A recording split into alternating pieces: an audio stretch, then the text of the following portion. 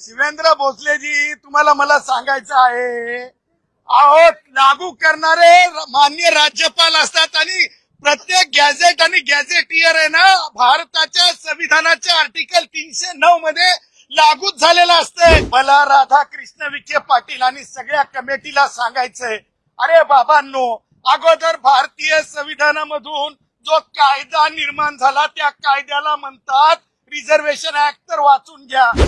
आता isakal.com आहे देशातील नंबर 1 ची मराठी न्यूज वेबसाईट। प्रत्येक अपडेटसाठी isakal.com ला नक्की भेट द्या। ते जी काही राज्य सरकारची काय उपसमिती आहे त्याच्यामध्ये राधाकृष्ण विखे पाटील आहेत। मला राधाकृष्ण विखे पाटील आणि सगळ्या कमिटीला सांगायचंय, अरे बाबांनो, अगोदर भारतीय संविधानामधून जो कायदा निर्माण झाला त्या कायद्याला म्हणतात रिझर्वेशन ऍक्ट, तर वाचून घ्या। अशा प्रकारे एखाद्या गॅझेटरच्या आधारे आरक्षण देण्याची तरतूद कुठे आहे का? तो जरंग्या बोलतो, तुम्ही म्हणायला लागता हो रे हो, हो रे हो, हो रे हो। असं नाही रे बाबांनो, गॅझेटरच्या आधारे कोणत्याच प्रकारे मागासलं ठरत नाही, एका वर्गातून दुसऱ्या वर्गात पाठवा असं ठरत नाही।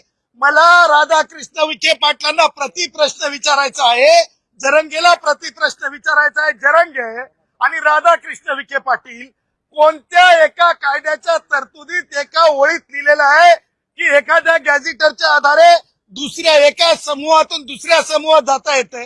आणि गॅझेटरचा अर्थ काय? गॅझेट मध्ये पब्लिश झाल्याच्या नंतर वेगळं लागू करण्याची तरतूद कुठे आहे? तुम्हाला सांगतोय, ज्या गॅझेटरचा उल्लेख करतात त्या गॅझेटरच्या आधारे मी तुम्हाला डंके की चोट पे कायद्याचा अभ्यासक विद्यार्थी, संविधानाचा विद्यार्थी म्हणून सांगतो, त्या गॅझेटरच्या आधारे एकही जात प्रमाणपत्र आणि व्हॅलिडिटी ही कायद्यासमोर टिकणार नाही। माझे मराठा भाऊ, मेरे लगते जिगर मेरे मराठा भाई, जिनसे मैं बहुत प्यार करता हूँ, वो मराठा भाइयों के साथ जो राजनीति की जा रही है विपक्ष की तरफ से ही चुकीची आहे आणि त्यांना भुरळ घातली चालली, चुकीच्या मार्गाने नेलं चाललंय। माझा मराठा भाऊ ओबीसी कुणबी म्हणून जाऊ शकत नाही। परंतु शिवेंद्रराजे भोसलेंनी आता शब्द दिलाय जरांगेंना की आम्ही सातारा आणि औंध गॅजेट जी आहे ती लागू करू, 15 दिवसात अंमलबजावणी करू, असं शिवेंद्रराजे भोसले म्हणतात आहे। अहो शिवेंद्र, काय नाव आहे त्यांचं? शिवेंद्र भोसलेजी, तुम्हाला मला सांगायचं आहे, अहो लागू करणारे माननीय राज्यपाल असतात आणि प्रत्येक गॅझेट आणि गॅझेटियर आहे ना भारताच्या संविधानाच्या आर्टिकल 309 मध्ये लागूच झालेला असतंय। त्याचा अर्थ वेगळ्या डबल गॅझेटर लागू करणं हे कसं होऊ शकतंय? आणि त्या गॅझेटरच्या आधारे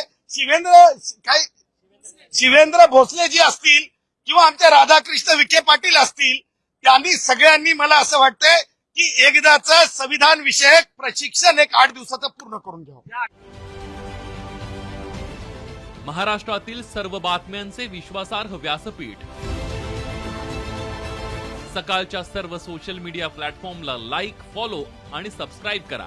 तसंच सर्व नोटिफिकेशनसाठी बेल आयकॉन प्रेस करायला विसरू नका।